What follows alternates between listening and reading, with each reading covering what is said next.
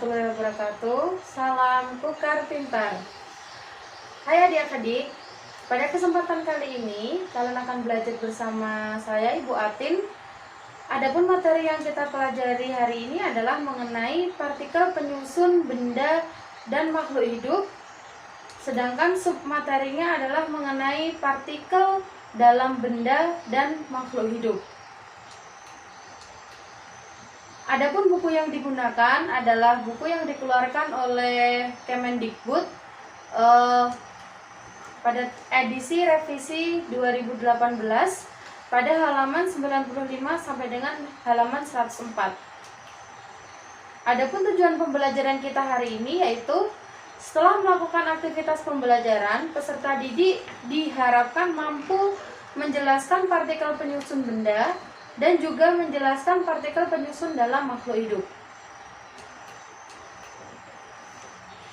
Perhatikan gambar yang Ibu tayangkan. Tahukah kalian tentang apa gambar tersebut? Ya, benar sekali.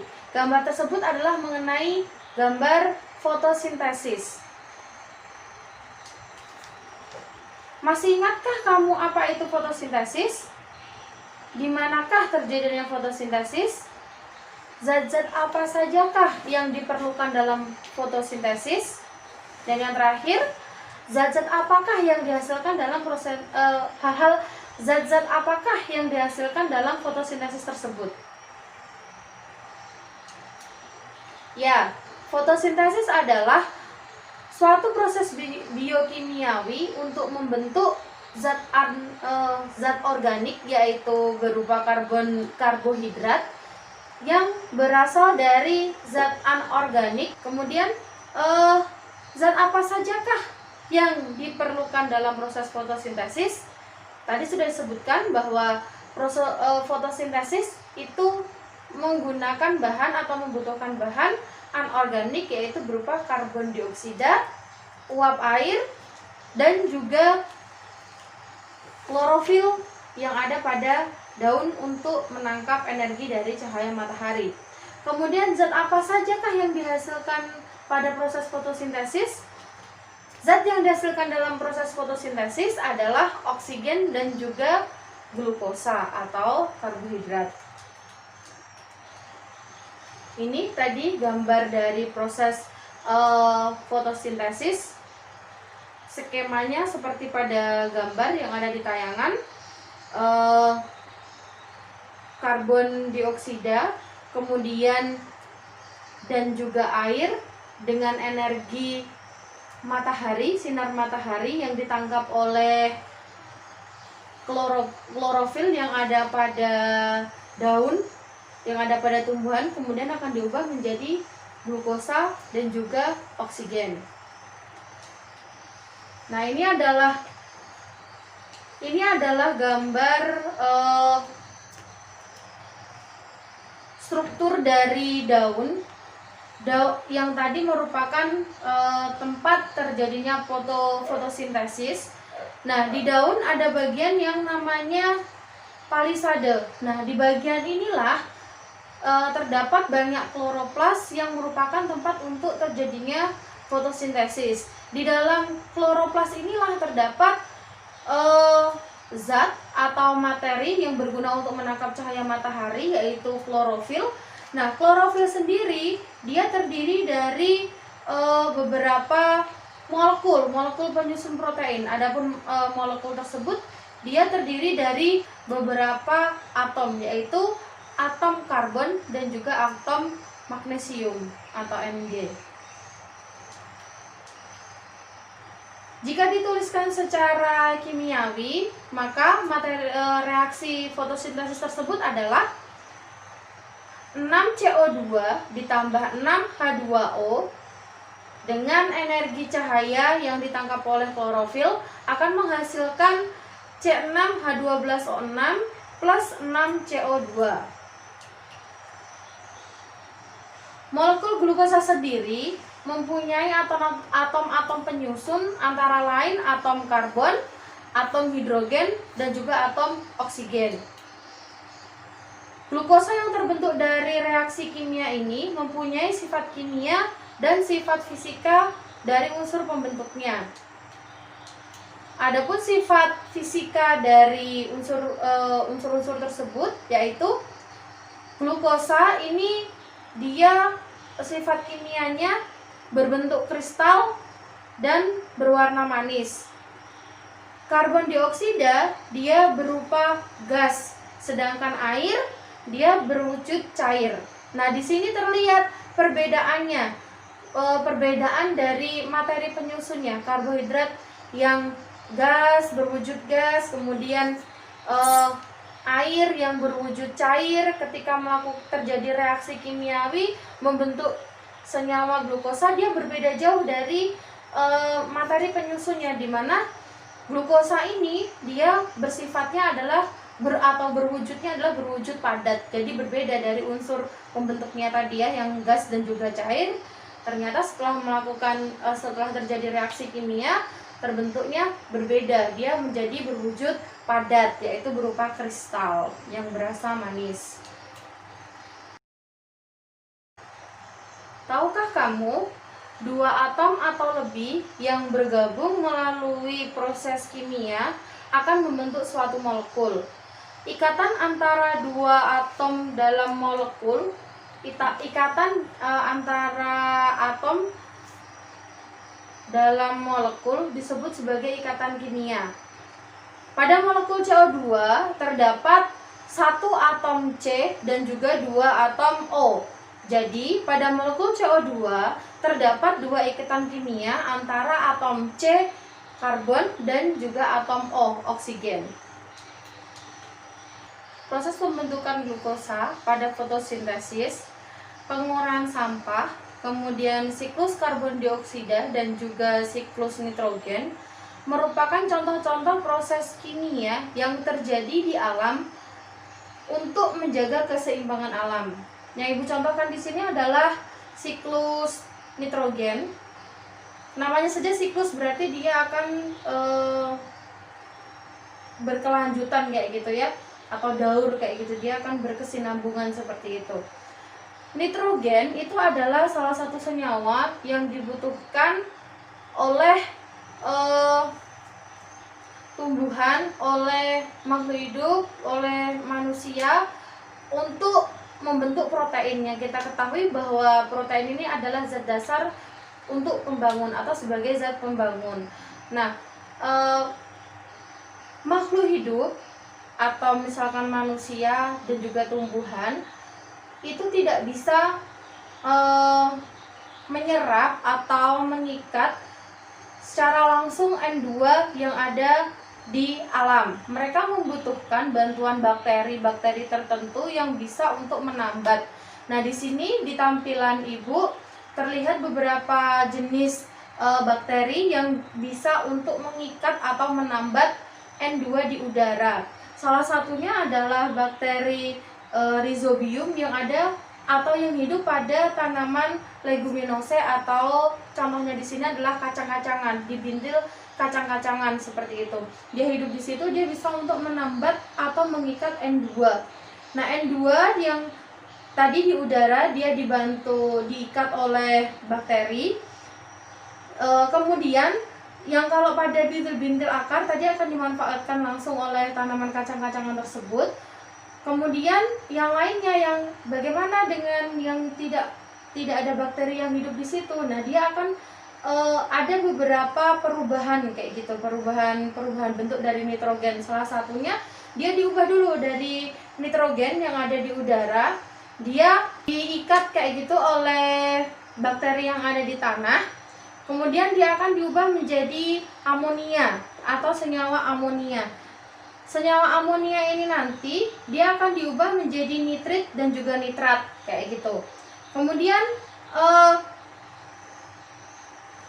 nitrit dan juga nitrat ini tadi barulah bisa diserap oleh tumbuhan yang selain dari tanaman kacang-kacangan atau tanaman tadi leguminosae tadi. Kemudian setelah itu juga akan terjadi proses denitrifikasi. Nah, setelah terjadi proses denitrifikasi ini, dia akan denitrifikasi, artinya dia akan diubah lagi menjadi N2 dan dikembalikan ke udara atau ke atmosfer. Nah, kemudian nanti dia akan menjadi siklus seperti itu, dia akan berputar seperti itu. Oke, untuk mengetahui zat-zat apa saja atau misalkan antara yang satu benda dengan benda yang lain apakah tersusun dari zat yang sama atau zat yang berbeda, kita akan melakukan praktikum sederhana untuk mengidentifikasi partikel penyusun pada benda dan juga makhluk hidup. Adapun langkah-langkahnya ada di LKPD yang ada di tampilan. Kalian bisa melakukannya sesuai dengan instruksi-instruksi yang ada di LKPD tersebut. Kemudian setelah kalian melakukan praktikum tersebut sesuai dengan instruksi yang ada di LKPD, silakan kalian tuliskan hasil dari praktikum kalian tentang tadi mengidentifikasi partikel penyusun benda dan juga makhluk hidup pada tabel yang sudah disediakan, dan juga kalian harus menjawab pertanyaan yang ada di LKPD tersebut.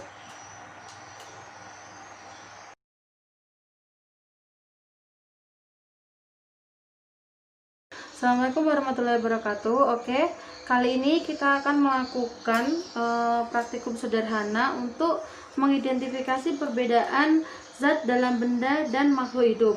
Adapun bahan dan juga alat yang digunakan dalam praktikum kali ini yaitu yang pertama lilin, kemudian kain perca, kemudian ada daun yang sudah kering, kemudian ada bulu unggas, kemudian ada karet bekas. Karet bekas di sini kalau misalkan kalian tidak memiliki karet bekas, kalian bisa menggantinya dengan karet gelang. Kemudian ada kertas, kemudian ada plastik,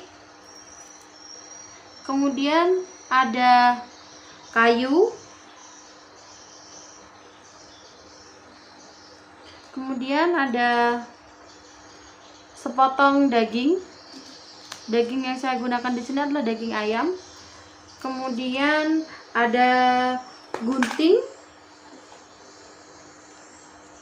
dan yang terakhir ada pinset. Kalau kalian tidak mempunyai pinset, kalian bisa memanfaatkan garpu, sendok garpu seperti ini, kemudian diikat dengan menggunakan karet di sini. Nah, ini nanti fungsinya untuk pengganti pinset. Oke. Kemudian kita mau mengidentifikasi kandungan apa yang terkandung dalam zat-zat bahan-bahan atau zat-zat yang tadi saya sebutkan. Pertama-tama lilinnya sudah dinyalakan terlebih dahulu. Oh ya, sebelum melakukan praktikum ini hendaknya kalian selalu berhati-hati ya, karena di sini kita menggunakan api dan juga bahan-bahannya yang mudah terbakar. Jadi selalu utamakan untuk keselamatan kerja atau berhati-hati. Oke, pertama-tama kita jepit salah satu ujung dari kertas. Di sini akan kita uji pertama kali adalah kertas. Jadi kertas, kemudian kita jepit ujungnya, kemudian kita cium aromanya sebelum kita bakar. Kita cium dulu aromanya.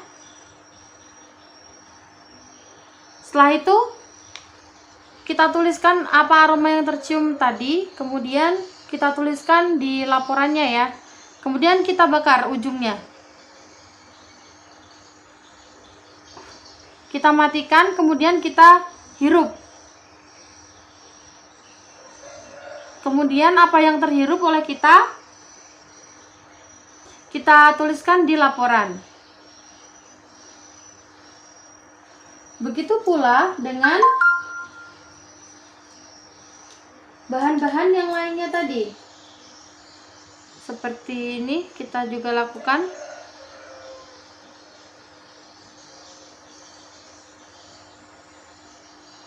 Untuk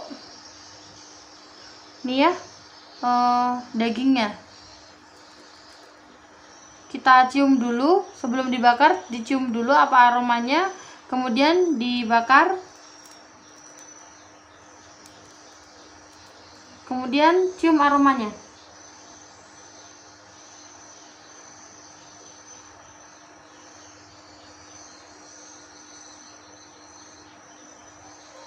Oke.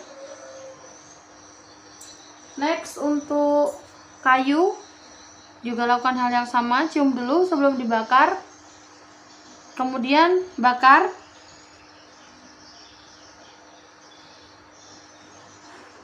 Kemudian cium aromanya.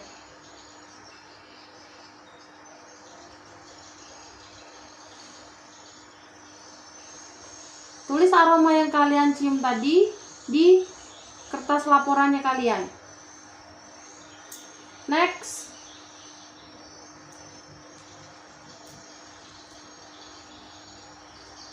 Bulu unggas.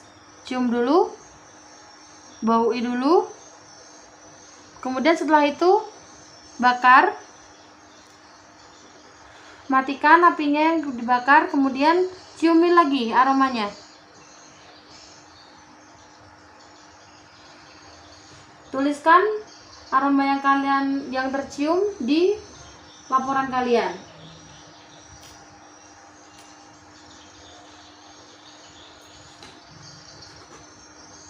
Ulangi semua kegiatan tadi sampai bahan yang kalian siapkan tadi habis. Untuk plastik, kemudian kain perca, karet, dan juga daun, lakukan seperti yang tadi. Kemudian tulis di tabel pengamatannya kalian. Kemudian kalau sudah selesai, jawablah pertanyaan-pertanyaan yang ada di bawah dari tabelnya atau yang terdapat di LKPD 1.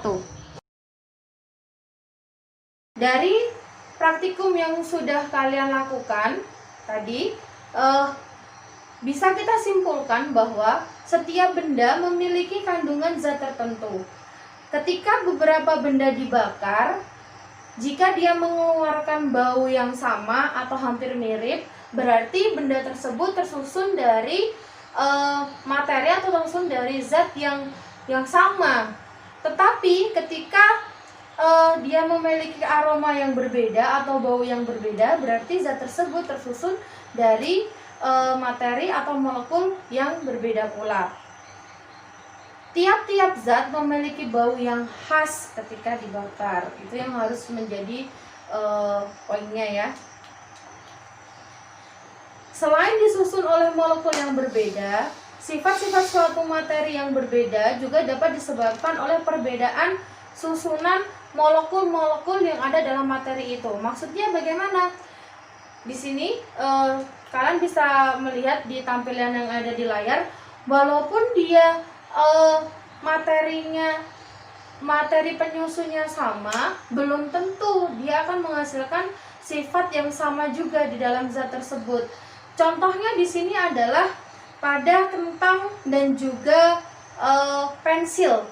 Bahan yang ada di pensil ya, pensil yang bagian pembungkusnya, bukan bagian yang hitamnya, bukan, tapi kayunya, kayu yang ada di pensil. Kalau kita perhatikan, yang ada di kentang amilum, sedangkan yang ada di tadi materi penyusun dari kayu yang ada di pensil atau kayu pada umumnya itu adalah dia tersusun dari selulosa. Jadi amilum dan juga selulosa itu sebenarnya dia terdiri dari molekul yang sama, yaitu tersusun dari molekul-molekul glukosa. Jadi beberapa rantai glukosa seperti itu yang diikat dengan ikatan glikosida. Sama, dia selulosa terdiri dari glukosa, amilum juga terdiri dari glukosa. Tapi yang membedakan di sini adalah ikatannya, nomor rantainya. Kalau pada amilum dia adalah ikatan alfa 14 glikosida, sedangkan pada selulosa itu adalah ikatannya ikatan beta 14 glikosida. Jadi berbeda di susunannya. Kalian bisa dilihat kalau misalkan pada amilum dia ada di bawah semuanya, OH-nya dia ada di bawah semuanya. Tapi kalau pada selulosa dia berselang-seling, ada yang di bawah kemudian ada yang di atas. Nah, di sini letaknya yang berbeda, alfa sama beta yang membedakannya. Nah, berdasarkan tadi terlihat bahwa walaupun dia cuma berbeda alfa dan juga betanya, tapi sifat yang muncul juga berbeda.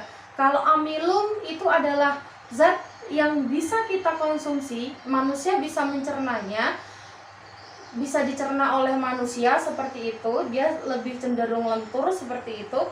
Tapi kalau pada selulosa itu dia materinya keras seperti itu ya, kayak alot seperti itu. Kemudian dia tidak bisa dicerna oleh manusia. Nah, di sini berbeda ya, ada perbedaan. Nah, berdasarkan uraian tersebut dapat kita pelajari bahwa bahan yang berbeda itu tersusun dari zat-zat yang berbeda. Selain itu, selain zat-zat yang berbeda, dia juga disebabkan oleh perbedaan ikatan-ikatan atau perbedaan struktur atau susunan molekul-molekul penyusunnya. Jadi kalau zatnya sama, walaupun zatnya sama tapi susunannya atau letaknya berbeda, dia juga akan menghasilkan sifat yang berbeda juga seperti itu. Oke, selesai untuk pertemuan kita pada kali ini. Kalian bisa menuliskan di buku kalian apa saja yang telah kita pelajari hari ini, kemudian apalagi yang ingin kalian ketahui lebih lanjut, dan juga bagaimana perasaan kalian ketika sudah belajar materi ini, apa yang kalian rasakan seperti itu, kalian tuliskan di buku kalian. Dan juga silahkan kalian membuat mind mapping jadi dari apa yang sudah disajikan tadi seperti itu. Oke, terima kasih atas kerjasamanya. Mohon maaf jika ada salah kata yang Ibu sampaikan. Dalam penyampaian Ibu ada beberapa yang kurang tepat, Ibu mohon maaf yang sebesar-besarnya. Terima kasih. Wassalamualaikum warahmatullahi wabarakatuh.